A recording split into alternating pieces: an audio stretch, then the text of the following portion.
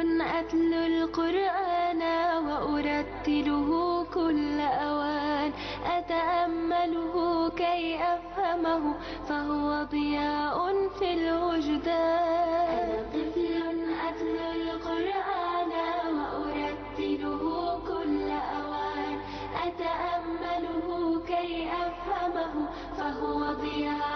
بسم الله الرحمن الرحيم والضحى والليل إذا سجى ما ودعك ربك وما قلى وللآخرة خير لك من الأولى ولسوف يعطيك ربك فترضى ألم يجدك يتيما فآوى ووجدك ضالا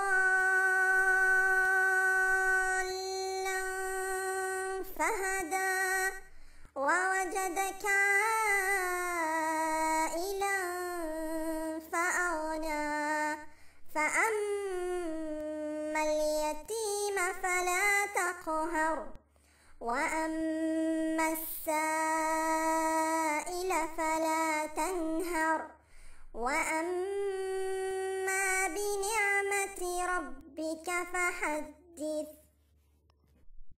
Sourate ad-Duha est une sourate de consolation pour consoler les personnes tristes et déprimées d'entre nous. La raison de sa révélation est que l'ange Jibril n'est pas descendu au prophète avec une révélation durant un long moment, et cela a attristé le prophète.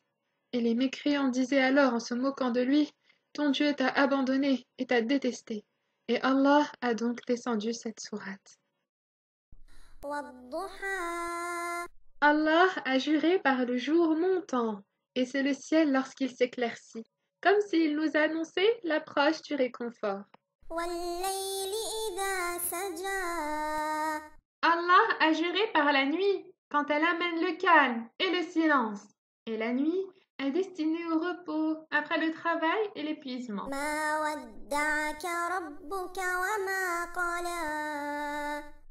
Et après qu'Allah ait juré par le jour et la nuit, il s'adressa à son prophète et lui dit qu'il ne l'a pas abandonné, comme l'a prétendu les mécréants, et qu'il ne l'a pas détesté.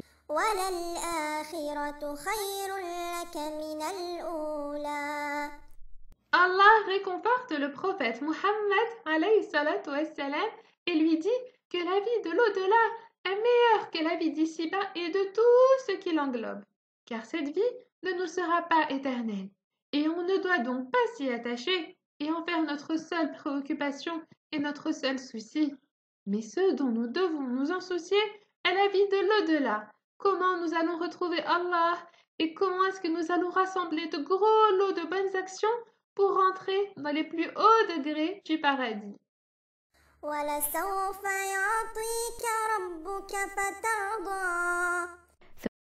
Puis Allah a annoncé au prophète alayhi salatu wassalam, qu'il lui donnera dans l'au-delà tout ce qui le réjouira pour sa nation, comme le fleuve du Kawthar, dont les perles sont disposées sur les bords et dont le sable n'est autre que le misk.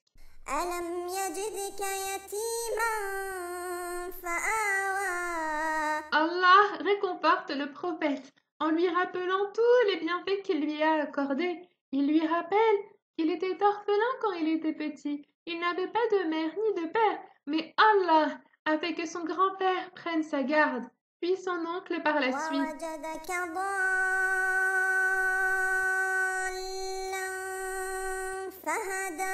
Puis, il lui rappelle comment est-ce qu'il ne savait rien du tout sur la foi avant.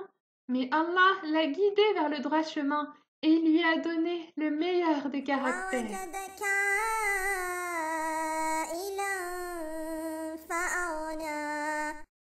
Puis il lui rappelle quand il était pauvre et avait des enfants et qu'Allah l'a enrichi sans avoir besoin de demander de l'aide à personne.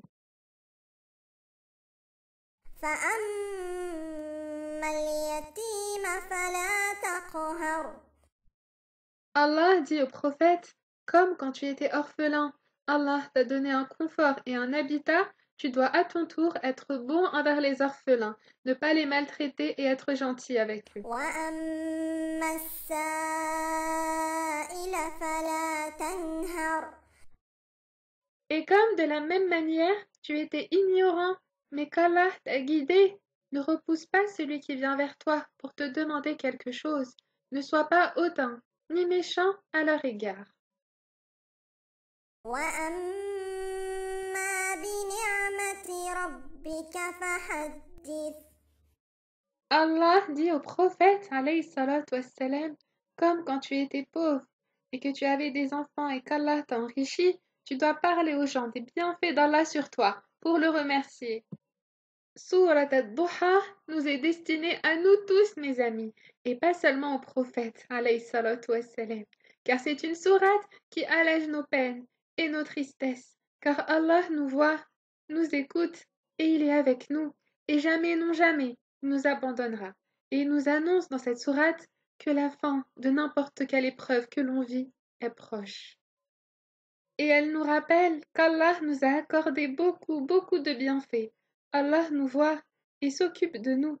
Cette sourate, c'est comme si Allah nous disait d'être rassurés et ne pas être triste et de regarder les gens qui ont une situation inférieure à la nôtre et dire Alhamdulillah pour toutes les situations. إن كنت بيوم مهموما وشعرت بيومك مشؤوما أو ذقت مصائب وهموما فعليك بنور القرآن إن كنت بيوم مهموما وشعرت بيومك مشؤوما أو ذقت